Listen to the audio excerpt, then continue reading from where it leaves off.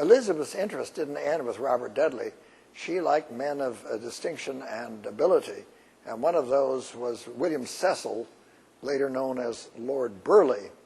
He was a long-time activist in government. In the 1540s, he'd served her half-brother, Edward VI, as one of his advisors. Then, of course, during her half-sister Mary's reign, he had to get under cover. He was a Protestant, staunch Protestant, and of course her reign was to reestablish the Catholic order, and not compatible. But once Elizabeth was on the throne, he came out of hiding, and he became one of her principal advisors. She made him the Minister of Treasury in the 1570s. He was a very harsh persecutor of enemies of the crown and of his own enemies. He went after them. He didn't let them go. And they met terrible fates at his hands.